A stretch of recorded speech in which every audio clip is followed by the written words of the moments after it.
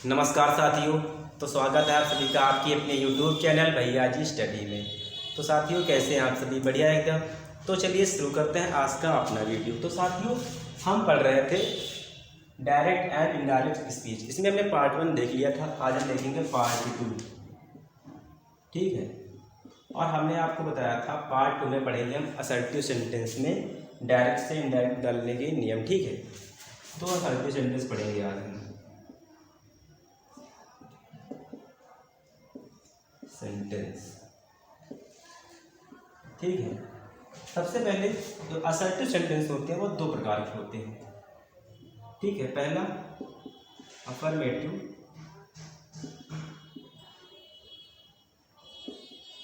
Sentence. ठीक है, उसके बाद जो दूसरा है वह है निगेटिव सेंटेंस।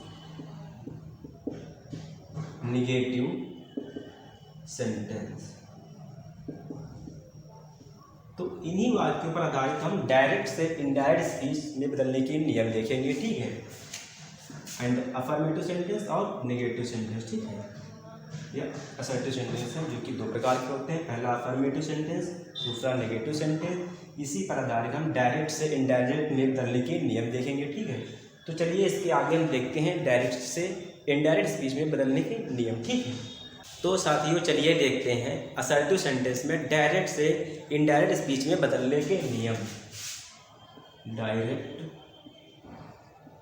से इनडायरेक्ट स्पीच में बदलने के नियम। ठीक है, सबसे पहले एक सेंटेंस लिख लेते हैं, उसी से समझते समझते नियम सीखते हैं। ठीक है, इसका सेंटेंस है he said to her, comma inverted comma, I am going to Kanpur. ठीक है, इन्वर्टेड कामा क्लोज। ठीक है, तो ये हमारा रहा डायरेक्ट स्पीच। ठीक है, हमने आपको बताया था डायरेक्ट स्पीच में दो पार्ट होते हैं, एक होता है रिपोर्टिंग वर्ब, दूसरा होता है रिपोर्टेड स्पीच। ठीक है, जिसे शॉर्ट फॉर्म में रिपोर्टिंग वर्ब को आर भी कहते हैं और रिपोर्टेड स्पीच को आर एस कहते हैं। ठीक है, तो साथियों चलिए देखते हैं आज का अपना पहला नियम। तो साथियों आज का हमारा पहला नियम है, ये जो कामा इन्वर्टेड कामा लगा है इसको हटाकर इसके स्थान पर हम असर्टिव सेंटेंस में कंजक्शन दैट का यूज करते हैं। ठीक है, ये कामा इन्वर्टेड कामा है, इसको हटाकर हम इसके स्थान पर हम कंजक्शन दैट का यूज करते हैं। ठीक है, तो पहला नियम क्या है, इनडायरेक्ट स्पीच बनाते समय ठीक है, जो कामा इन्वर्टेड कामा है इसको हटाकर कंजक्शन दैट का यूज करते हैं, इसे हम कंजक्शन कहते हैं। ठीक है, कंजक्शन दैट का प्रयोग करते हैं। ठीक है, पहला नियम क्या हो गया, कामा इन्वर्टेड कामा को हटाकर कंजक्शन दैट का प्रयोग करते हैं। ठीक है, इसके स्थान पर दैट का प्रयोग करते हैं। ठीक है, उसके बाद अगला नियम है दूसरा, इनडायरेक्ट स्पीच बनाते समय ठीक है, देखिए सेड टू को टोल्ड में बदल देते हैं। ठीक है, सेड टू को टोल्ड में, से टू को टेल में। ठीक है, और सेज टू को टेल्स में। ठीक है, दूसरा नियम क्या है, इनडायरेक्ट स्पीच बनाते समय, मतलब डायरेक्ट से इनडायरेक्ट स्पीच बनाते समय जो हमारा सेट टू होगा रिपोर्टिंग वर्ब में, देखिए उसके स्थान पर क्या लिख देंगे हम, टोल्ड। से टू के स्थान पर टेल, सेज टू के स्थान पर टेल्स कर देते हैं, ठीक है। सेज टू के स्थान पर क्या कर देते हैं, टेल्स, यहाँ पर टेल्स होगा, ठीक है। उसके बाद ठीक है, देखिए अगर केवल सेड होगा तो उसको हम सेड ही लिख देंगे, ठीक है। केवल सेज होगा तो उसको हम सेज ही लिखेंगे, अगर से होगा तो हम से ही लिखेंगे, ठीक है। मतलब इनके बाद टू शब्द नहीं होगा, उनको एज इट इज हम वैसा का वैसा ही रख देंगे, ठीक है। सेट होगा तो सेट रख देंगे, सेज होगा तो सेज रख देंगे, से होगा तो से रख देंगे, ठीक है। मान लो इसके आगे ये नहीं है तो ही सेड है तो ही सेड ही रहेगा, ठीक है। जैसे सेड टू है तो यहाँ पर हो जाएगा ही टोल्ड हर, ठीक है। सेड टू के स्थान पर टोल्ड रख देंगे, सेज टू के स्थान पर टेल रख देंगे, सेज टू के स्थान पर टेल्स रख देंगे। यदि टू नहीं है तो उनको वैसा का वैसा ही रख देंगे, ठीक है। तो चलिए साथियों, उसके बाद देखते हैं तीसरा नियम, ठीक है। तीसरा नियम क्या है देखते हैं।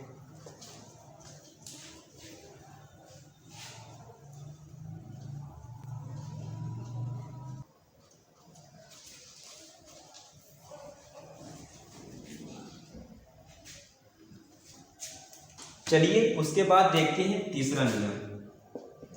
तीसरा नियम है प्रोनाउन चेंज। क्या है, प्रोनाउन चेंज, ठीक है, प्रोनाउन चेंज। तो जो प्रोनाउन चेंज होगा वह इसके रूल पर चेंज होगा, ठीक। SON अपान 1 2 3। 1 का मतलब है फर्स्ट पर्सन, 2 का मतलब सेकेंड पर्सन, 3 का मतलब थर्ड पर्सन, ठीक है। और S का मतलब होता है सब्जेक्ट, O का मतलब ऑब्जेक्ट, N का मतलब नो चेंज, ठीक है। ठीक है, तो साथियों ठीक है, ये जो 1 2 3 होता है या रिपोर्टेड स्पीच में होता है, जो SON होता है वह रिपोर्टिंग वर्ब में होता है, ठीक है। 1 2 3 रिपोर्टिंग स्पीच में होता है और SON रिपोर्टिंग वर्ब में होता है, ठीक है।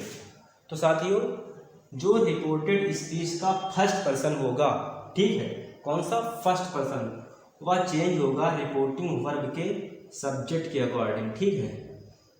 जो रिपोर्टेड स्पीच का फर्स्ट पर्सन होगा वह रिपोर्टिंग वर्ब के सब्जेक्ट के अनुसार चेंज होगा, ठीक है। जो सेकेंड पर्सन है वह ऑब्जेक्ट के अनुसार चेंज होगा, ठीक है। थर्ड पर्सन नो चेंज, मतलब थर्ड पर्सन होगा उसको वैसा का वैसा ही रख देंगे, ठीक है। अभी हम बताएंगे कौन सा फर्स्ट पर्सन होता है, कौन सा सेकेंड पर्सन होता है और कौन सा थर्ड पर्सन होता है, ठीक है। SON सब्जेक्ट, S मतलब सब्जेक्ट, O मतलब object, N for no change, ठीक है। 1 मतलब फर्स्ट पर्सन, 2 मतलब सेकेंड पर्सन, 3 मतलब थर्ड पर्सन।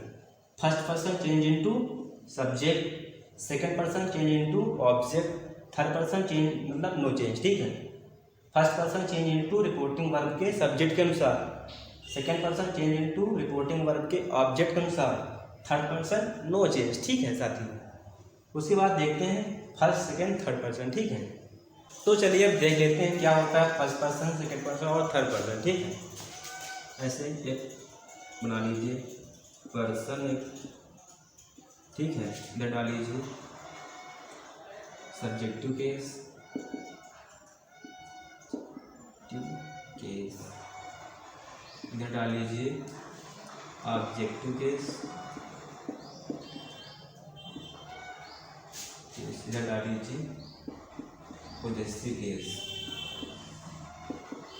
केस, ठीक है। वैसे 3 डिब्बे बना लीजिए, ठीक है।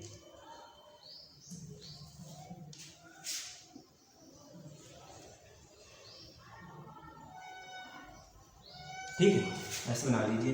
एक में लिख लीजिए फर्स्ट पर्सन,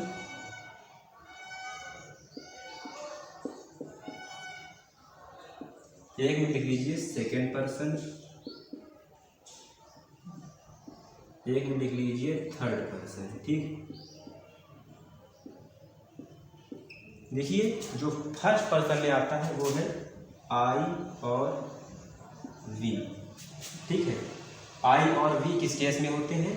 सब्जेक्टिव केस में होते हैं। उसके बाद आई का ऑब्जेक्टिव केस मी होता है, वी का अस, ठीक है। और पॉजेसिव केस में माई और माइंड, ठीक है। उसके बाद वी अस अवर और अवर्स, ठीक है। और जो सेकेंड पर्सन होता है, और बस सेकेंड पर्सन में क्या क्या आता है? केवल यू आता है, ठीक है। और यू का ऑब्जेक्टिव केस भी यू ही होता है। उसके बाद इसका पॉजेसिव केस योर और योर्स होता है, ठीक है। उसके बाद अगला है ही सी इट दे, ठीक है। ही सी इट दे, ही का ऑब्जेक्टिव केस हिम, सी का हर, इट का इट, दे का देम, ठीक। दे का देम। उसके बाद ही का पॉजेसिव केस हिज, हर का हर, और इसका होता है हिज, इसका हर्ष, ठीक है। उसके बाद इट का इट्स, और उसके बाद दे का दियर, THIER, और दियर्स, ठीक है। तो फर्स्ट पर्सन में कौन कौन आता है? आई और वी, केवल आई और वी। आई का ऑब्जेक्टिव केस मी होता है, पॉजेसिव केस माई, ठीक है। ठीक, देखिए माई के साथ कोई ना कोई हमेशा नाउन आएगा, ठीक है। माई केवल अकेला आता है, ठीक है। तो I, me, my, my, we, us, our, ours. First person में आएगा आई और we. I, me, my, mine होता है, वी, अस, अवर, अवर्स होता है। फिर सेकेंड पर्सन में आता है यू। यू का ऑब्जेक्टिव केस यू ही होता है, पॉजेसिव केस योर और योर्स होता है, ठीक है। फिर थर्ड पर्सन में आता है ही सी इट। ही का objective case him, possessive case his और हिज ही होता है, ठीक है। उसके बाद अगला है सी। सी का ऑब्जेक्टिव केस होता है हर, ठीक है। पॉजेसिव केस हर होता है, फिर हर्ष होता है। इट का ऑब्जेक्टिव केस इट होता है, और यहाँ पर दूसरे केस में इट्स होता है, ठीक है। उसके बाद दे है, दे का देम होता है, फिर देयर, फिर देयर, ठीक है। देखिए क्या होता है, फर्स्ट पर्सन जानेंगे, ठीक है। तो जो भी बोलता है उसे हम कहते हैं फर्स्ट पर्सन। जैसे हम बोलते हैं या मैं बोलता हूँ, मतलब जो बोलेगा उसे कहते हैं फर्स्ट पर्सन, ठीक है। जैसे मैं बोल रहा हूँ, मतलब मैं बोल रहा हूँ, मैं फर्स्ट पर्सन हूँ।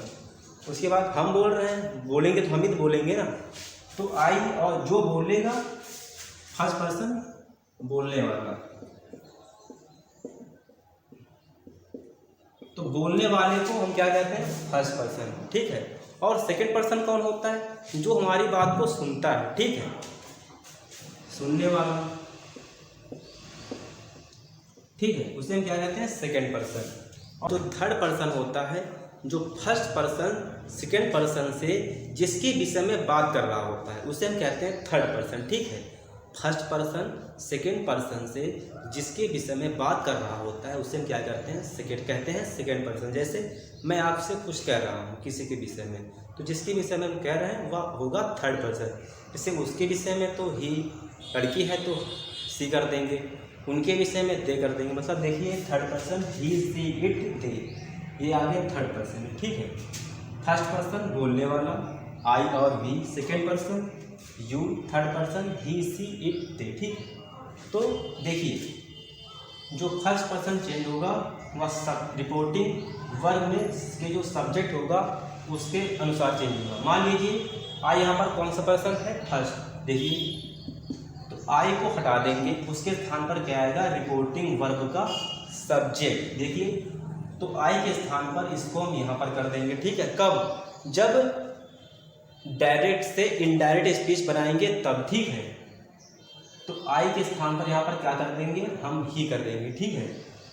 देखिए ही के स्थान पर ही नहीं करेंगे, यहाँ पर आई जिस केस में है, आई सब्जेक्टिव केस में है, तो ही यहाँ पर सब्जेक्ट बनकर ही आएगा। देखिए आई है first person change into subject, किसके, रिपोर्टिंग वर्ब के। तो यहाँ पर सब्जेक्ट है ही, तो यहाँ पर जब इनडायरेक्ट स्पीच बनाएंगे तो ही उठकर यहाँ पर आ जाएगा, ठीक है। तो ये हमारे नियम हो गए, ठीक है। तीसरा नियम हमारा ये हो गया, तो आप इसे नोट कर सकते हैं, ठीक है। तो साथियों ये हमारा तीसरा नियम हो गया है। मुझे लगता है आपको कोई दिक्कत नहीं होनी चाहिए, ठीक है। इसको आप कायदे से समझ चुके होंगे, ठीक है। उसके बाद हम पढ़ते हैं आगे की ओर, ठीक है। चलिए देख, तो साथियों चलिए अब देखते हैं आज का अपना चौथा नियम, ठीक है।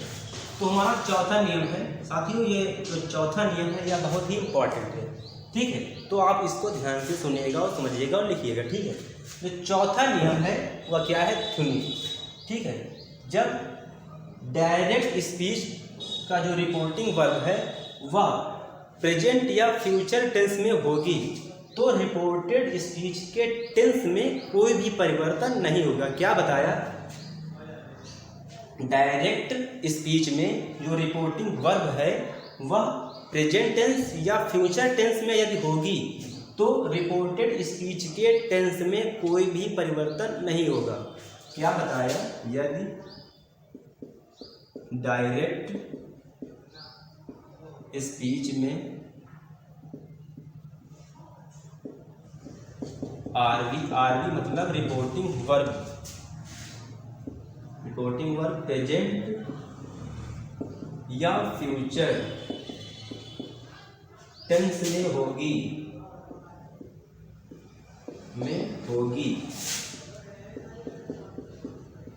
तो इनडायरेक्ट स्पीच बनाते समय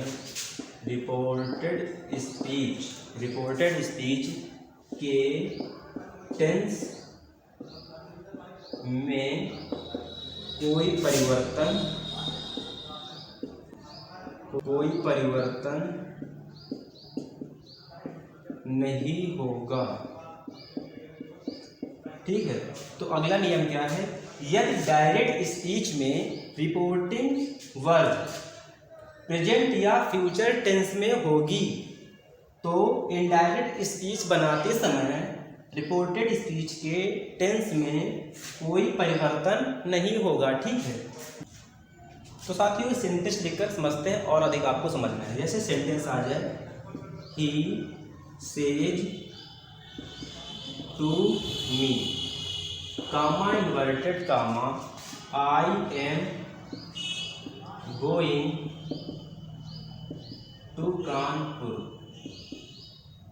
ठीक है। Inverted comma close. साथियों हमने आपको बताया था टेंस पहचानना इनडायरेक्ट स्पीच में बहुत ही इंपॉर्टेंट है। यदि आप टेंस नहीं पहचान पाएंगे तो आप डायरेक्ट से इनडायरेक्ट स्पीच नहीं बना पाएंगे, ठीक है। तो साथियों देखिए यह हमारा किस टेंस में, यह आपको पहचानना होगा। है तो यह रिपोर्टिंग वर्ब और यह है रिपोर्टेड स्पीच, ठीक है। और किसमें है, डायरेक्ट स्पीच में, ठीक है। तो देखिए मेन वर्ब की फर्स्ट फॉर्म में यस या यस लगा, इसका मतलब यह कौन सा टेंस है, प्रेजेंट इंडेफिनिट, ठीक है। तो हमने आपको बताया है, जब हमने आपको पार्ट 1 में बताया था रिपोर्टेड स्पीच के, हमने आपको पार्ट 1 में नियम दिखाया था रिपोर्टिंग वर्ब में जो टेंस होता है उसके टेंस में कोई परिवर्तन नहीं होता है, ठीक है, ही। और अभी हमने आपको नियम दिखाया सेज टू को किस में चेंज करते हैं, टेल्स में। देखिए सेज टू को टेल्स कर दिया, केवल सेज टू को टेल्स कर दिया, उसका टेंस नहीं चेंज किया, ठीक है। तो ही टेल्स मी, ठीक है। उसके बाद कामा इन्वर्टेड कामा हटाकर क्या लगाते हैं, अभी दिखाया हमने आपको, कंजक्शन दैट लगाते हैं, ठीक है, दैट लगा दिया। उसके बाद देखिए ये है रिपोर्टेड स्पीच का सब्जेक्ट, और सब्जेक्ट किस पर्सन में है, आई कौन सा पर्सन है? मैं, मतलब जो बोलूँगा मैं मतलब फर्स्ट पर्सन, और first person change into reporting verb के सब्जेक्ट क्या है? ही। तो यहाँ पर आई के स्थान पर क्या आ जाएगा? ही। ठीक है, अब देखिए ये किस टेंस में है? प्रेजेंट इंडेफिनिट में। तो जब ये प्रेजेंट इंडेफिनिट में है तो इसके वाक्य में कोई परिवर्तन नहीं होगा। तो देखिए आई के साथ जैसे एम लगता है तो ही के साथ क्या लग जाएगा? इज। आगे गोइंग टू कानपुर, आज लास्ट में फुल स्टॉप। ठीक है, तो क्या बनेगा? He tells me that he is going to Kanpur. पहले क्या था? He says to me, comma inverted comma, I am going to Kanpur.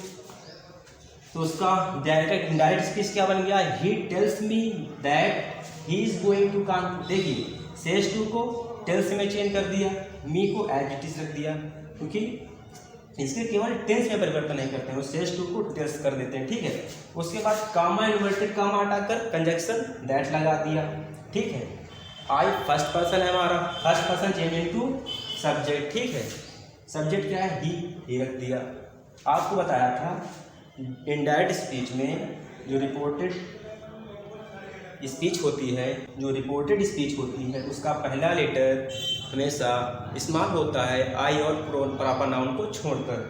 ठीक है, तो ही, देखिए एम है, आई के साथ जैसे एम लगता है वैसे ही के साथ इज लगता है। ठीक है, गोइंग टू कानपुर। और क्या लिखाया है? इनडायरेक्ट स्पीच बनाते समय रिपोर्टेड स्पीच के टेंस में कोई परिवर्तन नहीं। ये भी जयमार वाला है, ये भी जयमार है। ठीक, तो साथियों ये एग्जाम्पल हो गया जब हमारी रिपोर्टिंग वर्ब प्रेजेंट इंडेफिनिट में हो। एक देख लेते हैं फ्यूचर इंडेफिनिट में। ठीक है,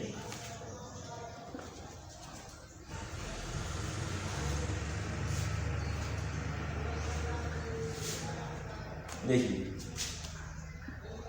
जैसे आते हैं he will say to you, he will say to you, comma inverted comma, Ram is going to Kanpur, full stop inverted comma close. तो सेंटेंस क्या हमारा? He will say to you, comma inverted comma, Ram is going to Kanpur. ठीक है, चलिए बनाते हैं direct speech, indirect speech. ठीक है, ही को ही, देखिए विल, हमने आपको बताया टेंस में कोई परिवर्तन नहीं रिपोर्टिंग वर्ब के। ठीक है, फिर से टू किस में चेंज होता है?